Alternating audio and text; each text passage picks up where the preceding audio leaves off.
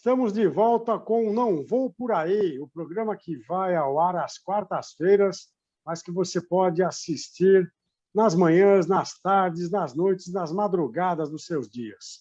No primeiro bloco, na verdade, eu apresentei aqui os meus queridíssimos amigos, eu não me apresentei, mas eu sou o Zeca Marques, ao vosso dispor.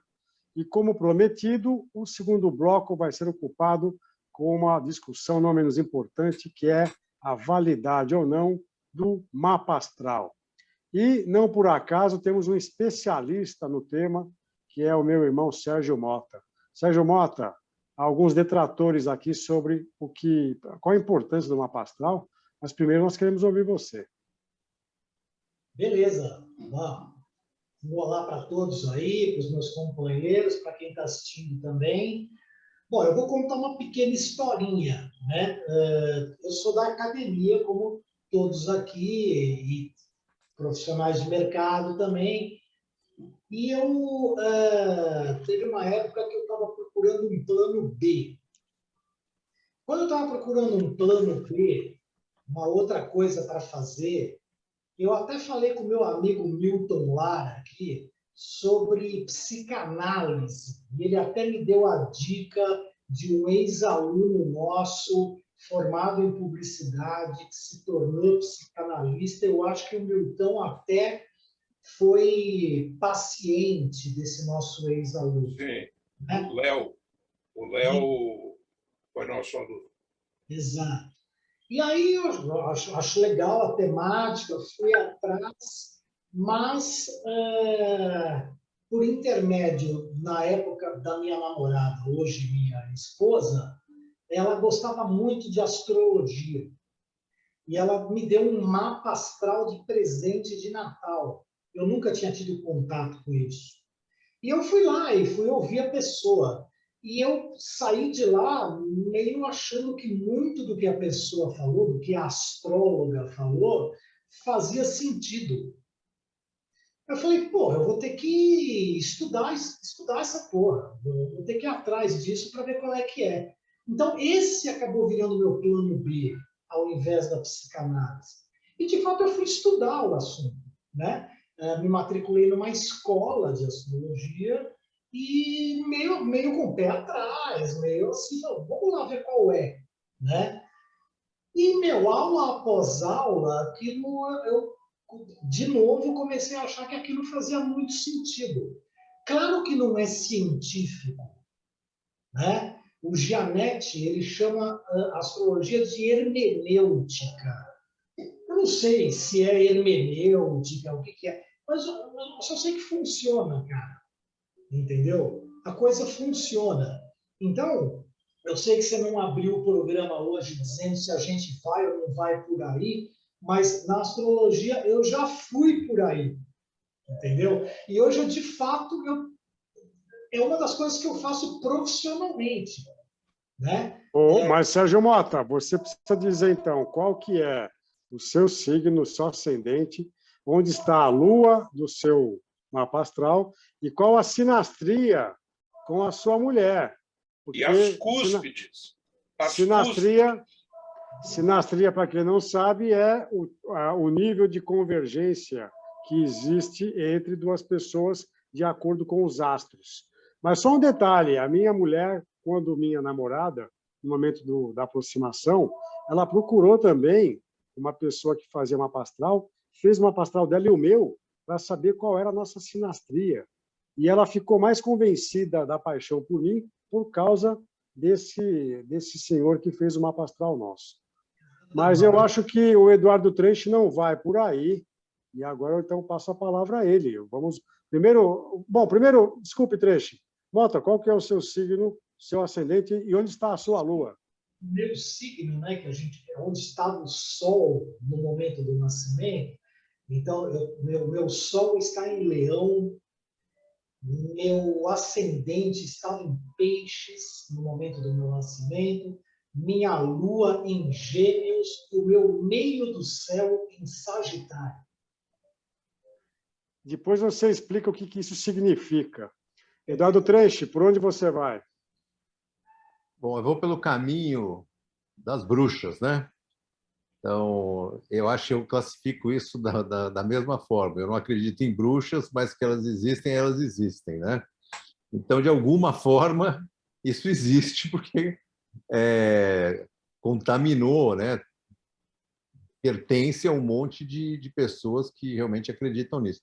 Eu não sou uma das pessoas que acredita em mapa astral e astrologia. Eu acho que o primeiro astrólogo foi um cara super bem intencionado, devia não ter muito o que fazer, aí ficava olhando para as estrelas e foi descobrindo as coisas. Naquela época que você dormia, acordava com o sol e dormia quando a lua aparecia. Então ele olhava lá as estrelas e foi criando um sistema. Aí algum matemático bem esperto, né, que interagia com esse assunto, ele começou a perceber que os 12 signos não satisfaziam a todas as pessoas, né? Porque, pô, eu sou de Libra, mas eu tenho tanta coisa de Leão. Aí o cara falou, putz, vamos criar uma Lua. Porque a Lua, eu crio um outro... Eu começo a criar uma matriz na história, né? Derivativo. Olha, eu começo a justificar por que o cara tem alguma... O cara é de Libra, mas tem alguma coisa de peixe. Mas isso também não satisfazia. Aí eles criaram o quê, Mota?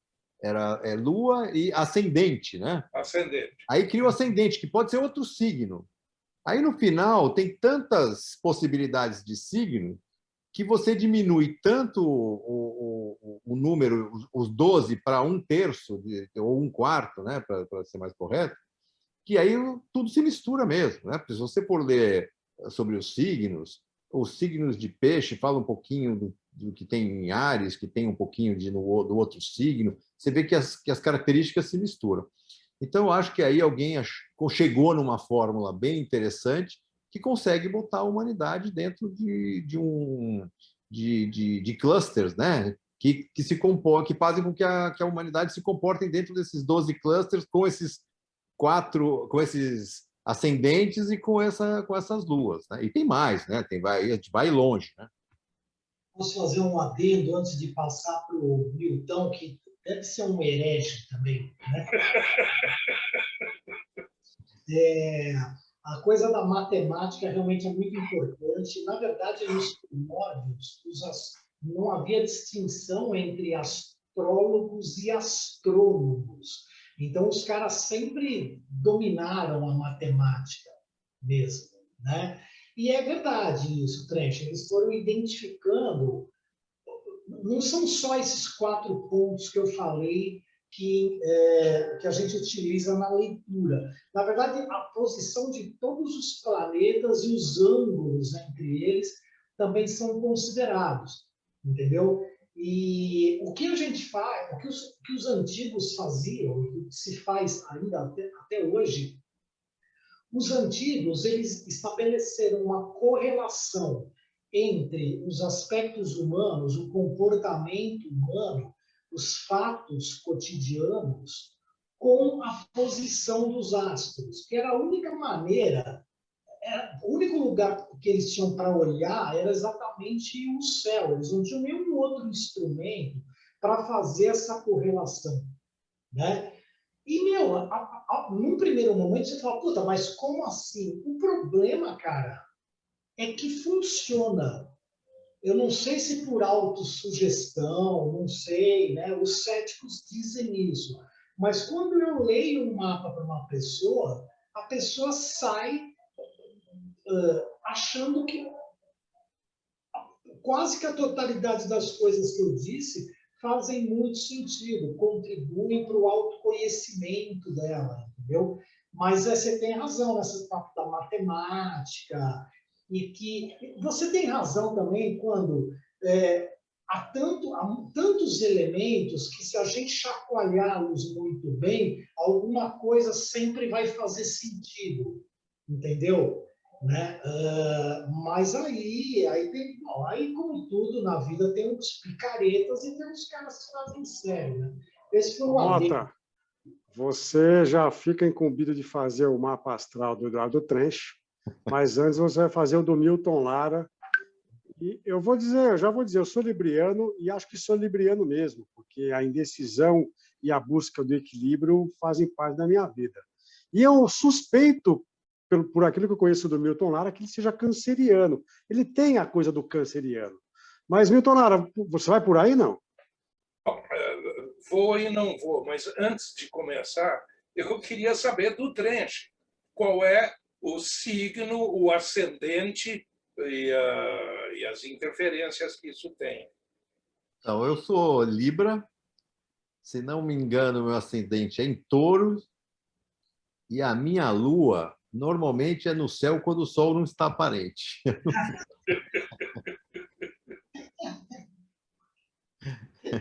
Bom, sim, Zeca, eu sou Câncer.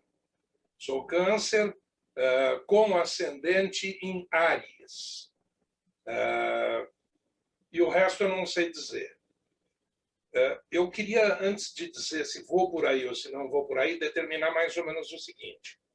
Uma das coisas é a gente pensar no mapa astral e nesse conjunto matemático ao qual o Trench se referiu e o Mota concordou, que estabelecem uma série de critérios para a gente interpretar aquele ser humano. Outra coisa são as constelações, os seus nomes, os seus desenhos completamente aleatórios, sem nenhum sentido, que foram determinados por caras que comiam cogumelo enquanto cuidavam das vacas. Porque se você tentar encontrar um arqueiro naquele troço, um caranguejo, você vai ficar louco. Não existe isso. E isso se reflete nesse horóscopo do dia a dia, que é uma insanidade, que não tem absolutamente nada a ver com isso, e que é o que move essa indústria. Todos os jornais trazem a sua seção de astrologia, onde o sujeito abre e diz: hoje vai ser um dia bom e você vai ter encontros, não sei. Isso é uma loucura. Então, assim, primeira coisa que eu acho que a gente tem que separar isso, tá? Me parece que o que o Mota faz, além de ser charlatanismo, que a gente conhece ele, tem essa tendência mais, vamos dizer, mais séria. Tá? A segunda coisa que eu quero dizer, antes de me pronunciar aqui, me posicionar, é que existe um campo, e a astrologia se aproxima muito disso, um campo esotérico que nós não dominamos. Toda vez que nos arriscamos a falar sobre isso, nós parecemos loucos, idiotas. Eu sempre me pergunto como é que as pessoas de daqui a 200 anos vão se referir a nós.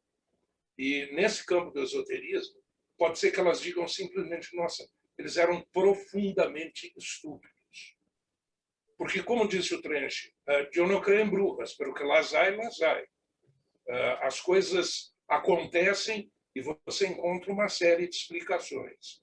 Essas explicações não necessariamente são determinadas pela razão, que é um movimento no qual nós ainda surfamos, mas que já provou diversos furos nesse caso.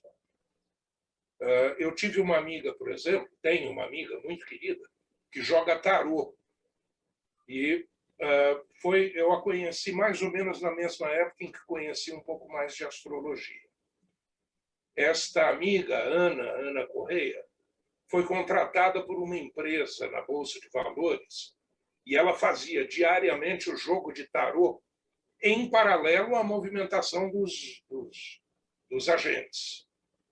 E o índice de acertos dela era superior ao do melhor agente.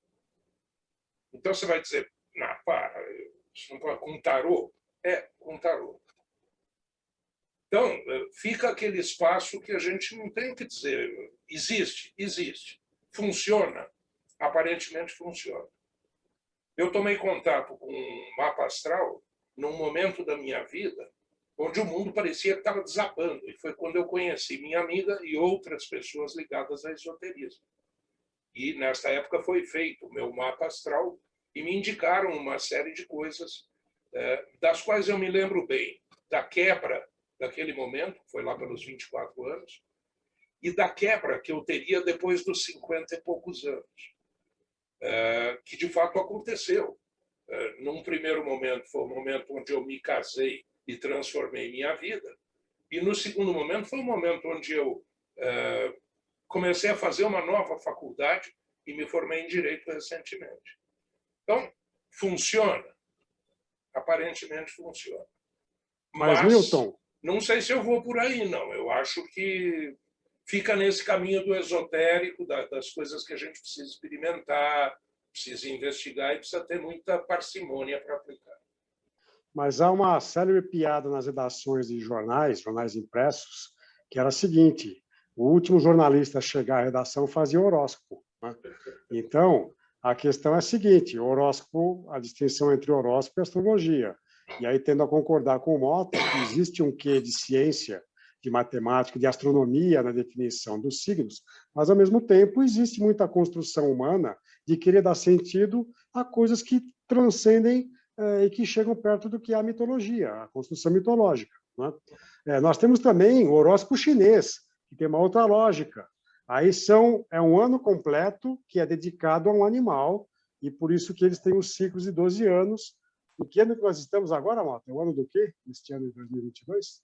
O chinês? É? Não sei. Tá. Mas também uma representação humana, porque a ideia é que o Buda quis fazer uma reunião na floresta e chamou os animais da floresta. O primeiro a aparecer foi o macaco, que era o mais curioso. E por isso que o macaco é que abre a sequência do horóscopo chinês. São construções humanas muito próximas das lendas e dos mitos cosmogônicos que cada cultura acaba estabelecendo, né? Mas tem essa questão do charlatanismo, e dou um exemplo muito claro. Em Bauru, existe uma editora, que é a editora Alto Astral, que deve ser responsável por fazer a grande maioria de guias de horóscopo do Brasil. É o João Bidu, que é o responsável pela editora. E, para 2020, ele cravou que seria um ano maravilhoso, de muitas realizações. Isso uma publicação de janeiro de 2020. Um mês depois, a gente tem a pandemia explodindo no mundo todo. Então, isso virou um case do João Bidu, né, o grande astrólogo da editora Alto Astral. Mas ele estava lendo, lendo isso para farmacêuticas. Desculpa, Trecho, não entendi. Ele estava lendo isso para a indústria farmacêutica. Foi um grande ano. Deixa eu dizer, o ano de 2022, no horóscopo chinês, é o ano do tigre.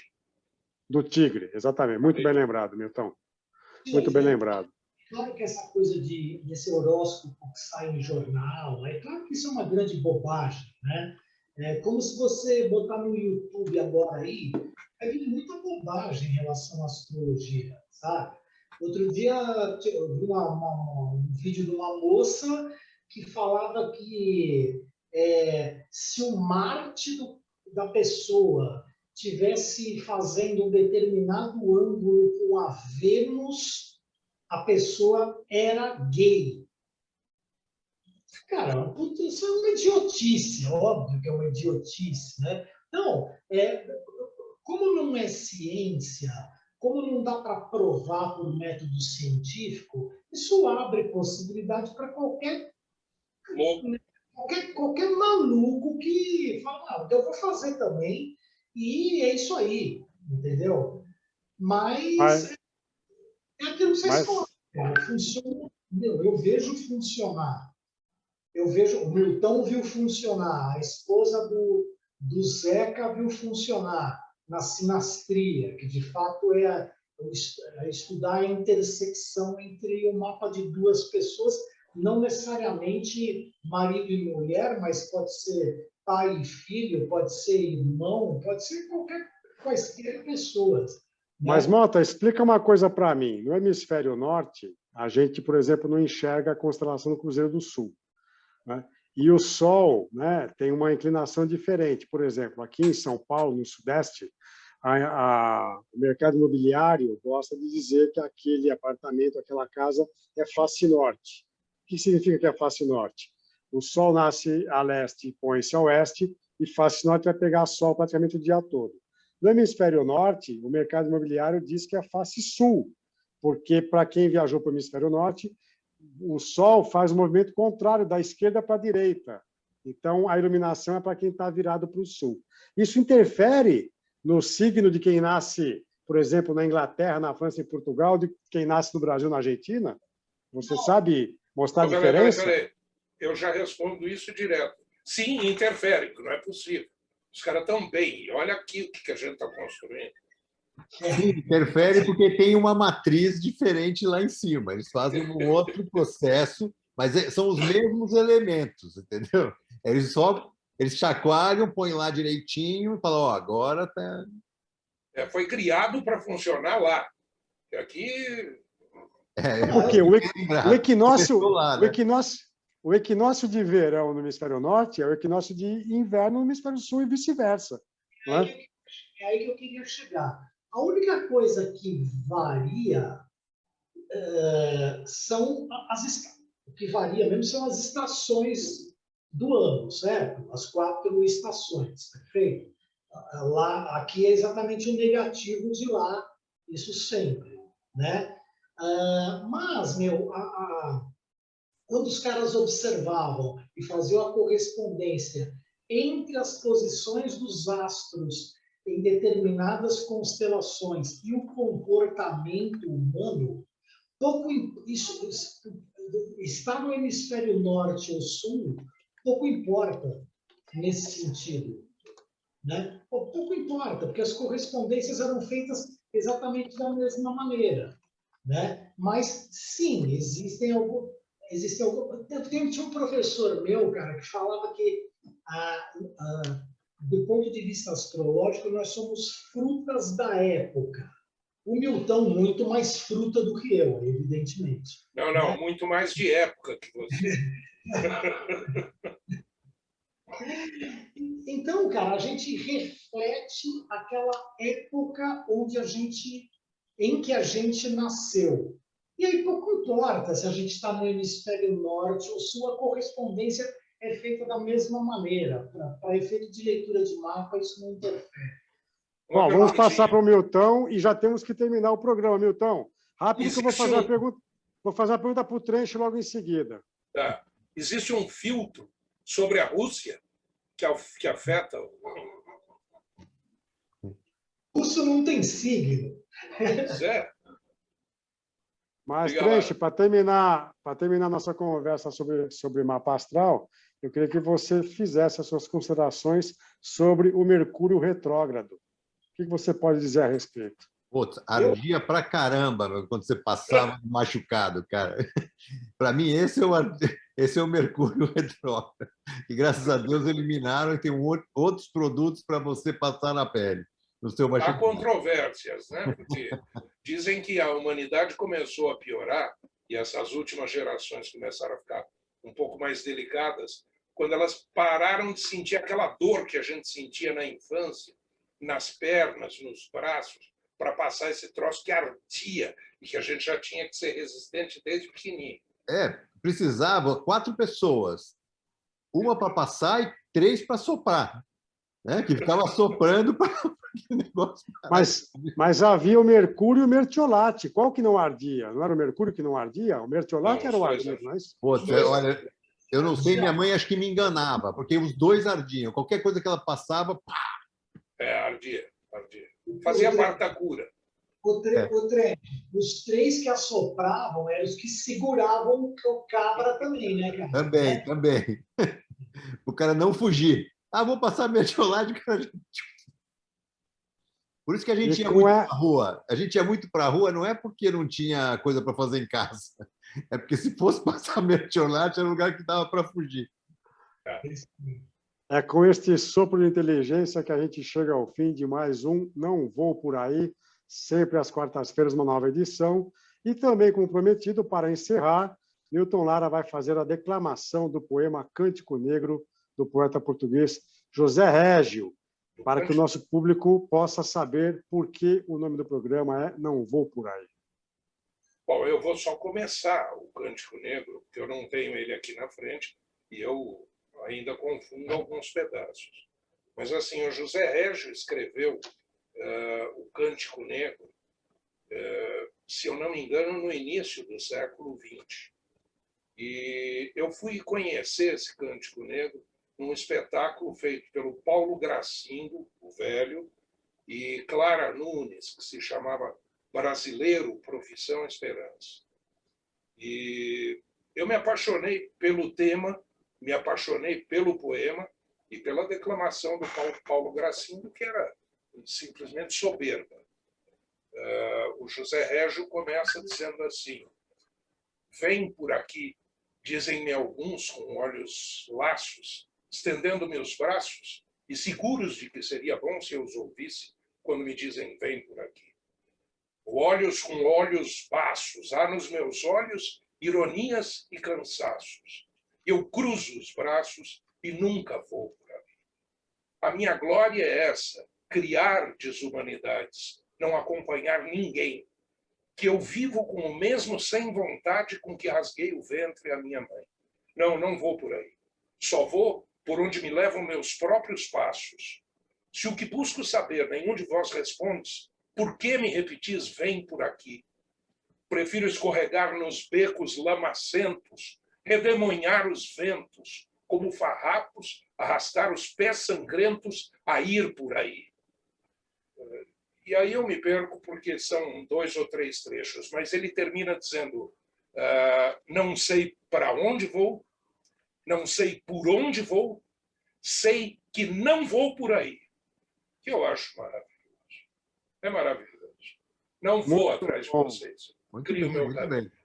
Muito bom, Milton Lara, muito bom. E quem está assistindo a gente tem que vir por aqui junto com a gente e ajudar a gente a fazer o programa. Boa, Milton, lindo poema.